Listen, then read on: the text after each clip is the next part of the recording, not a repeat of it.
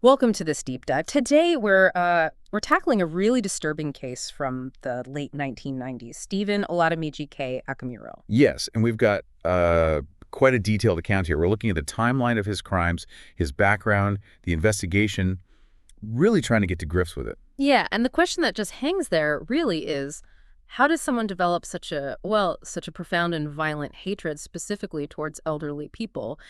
We need to unpack the details. Absolutely. What stands out? What makes this case tick? So if you've ever found yourself thinking about the darker side of human nature, the complexities of why people do these terrible things, this deep dive is definitely for you. Okay, let's start with the man himself, Stephen Akinmurele. Right. So he was Nigerian English, born March 16th, 1978, and he died August 28th, 1999. So young. Just 21. Yeah. And the charges, it's staggering. Charged with 5 murders and suspected in maybe 2 more, all between 95 and 98.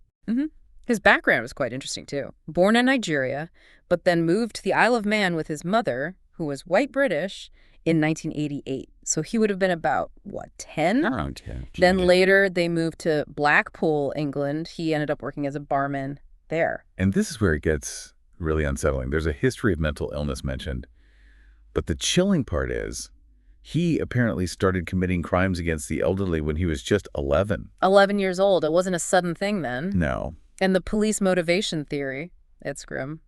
They suggested he got some kind of, the text says, a kick out of killing older people. A kick. Wow. Yeah, a pathological hatred, specifically targeting the elderly. It led to that nickname, didn't it? The Cul-de-Sac Killer, because of where his victims lived. Right. These quiet suburban streets and the victims themselves. It's just heartbreaking. All senior citizens. Let's talk about Eric and Joan Boardman first. He was 77. She was 74. A terrible case. They were murdered at home in Blackpool, October 30th, 1998, and it was their daughter who found them. Oh, awful. Just awful. Eric was beaten to death, found under a wardrobe. Joan was strangled, found in the living room. And the weapon. They found it, didn't they? They did. A Korsh, like a homemade club made of bound batteries. It was found underneath Eric's body. Jesus. And Akinmurele was arrested for this pretty quickly. Very quickly. Just 2 days later, November 1st, 1998. Charged with both murders. But they weren't the first, were they? There was Jemima Cargill. That's right. Earlier that same month, October 98, also in Blackpool, Jemima Cargill, 75. She'd actually been his landlady at one point. His landlady? Yes, and she died in a flat fire. He was charged with her murder in November 98 as well, after the Boardmans. Okay, so the timeline's stacking up in Blackpool, but then the investigation went further back, right? To the Isle of Man. Exactly. It connected back to a case in February 1996. Dorothy Harris, 68, in Ballasalla on the Isle of Man. And she was particularly vulnerable, wasn't she? Yes, partially blind and deaf. She was also found after a house fire at her home. Another fire. And this is where you see the police forces working together. A joint investigation, Lancashire and the Isle of Man constabularies, in late 98. That's what led to him being charged with Dorothy Harris's murder. Right. And that same joint investigation linked him to another death on the Isle of Man, too. It did. Marjorie Ashton, 72. She was murdered back in May 1995, also in Ballasalla. How was she killed? She was found strangled in her home.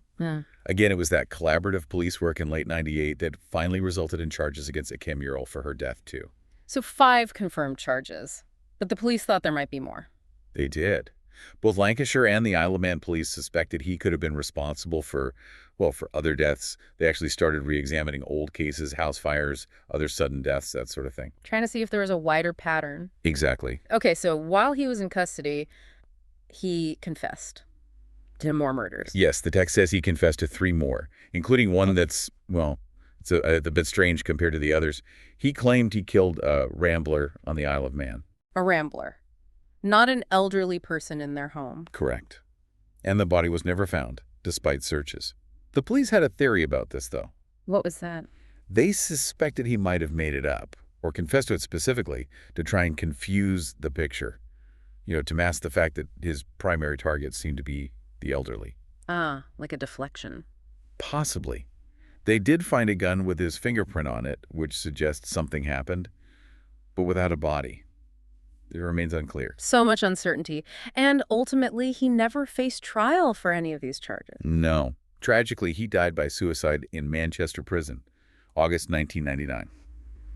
It was just weeks before his trial was supposed to start. How did it happen? He hanged himself, used a ligature tied to a window, apparently. And there were warning signs. Very concerningly, yes. The text mentions 2 previous suicide attempts. And apparently his girlfriend had actually warned the prison authorities, told them he was a danger to himself. Oh, yeah, that raises questions. It does. Serious ones about whether enough was done. And the suicide note, they found one, right? They did, in his pocket. Yeah. And Yeah. it's chilling. He wrote about his thoughts, saying he was always wanting to kill, just constantly having these homicidal urges. Always wanting to kill. He actually wrote that. He did. But the note is complex. He also seemed to acknowledge that what he did was wrong. He even expressed some kind of feeling, the text says, for his victims. So remorse. Yeah. Or something else. It's hard to say definitively remorse, because right alongside that, he wrote that he believed he would kill again, that the feeling, the urge wouldn't go away. Wow. So aware it's wrong, maybe feels something, but also feels compelled and believes he can't stop. That's the picture it paints. He apparently wrote to his mother, too, saying he couldn't cope with these feelings. It suggests someone deeply, deeply troubled and terrifyingly self-aware of his own danger. Right. So let's try and wrap this up. We've been looking at the case of Stephen Akinmurele, young man charged with 5 brutal murders of elderly people, suspected of more, crimes spanning years across the Isle of Man and Blackpool. And we've touched on some really disturbing elements. I mean, the fact that this pattern seemed to start when he was just a child. Yeah, that 11-year-old detail is horrifying. The deliberate targeting of vulnerable people in their homes. And then that suicide note. The confession of constant homicidal thoughts. The awareness of wrongness mixed with this certainty he'd reoffend. It's profoundly unsettling. Definitely. For those of you listening who are interested in, the complexities of criminal behavior, even the really dark stuff, we hope this deep dive has maybe shed some light, however disturbing that light might be. Because there was no trial, we're left without those definitive answers you normally get. But considering his history, starting so young, those confessions, his final words, it leaves you thinking, doesn't it? It does. So maybe the final thought for you listening is, given everything we know and everything we don't know because it never went to trial, what questions does this raise for you about where such extreme, focused hatred comes from? And maybe even more difficult, could anything have ever intervened in a case like this? Lots to ponder there.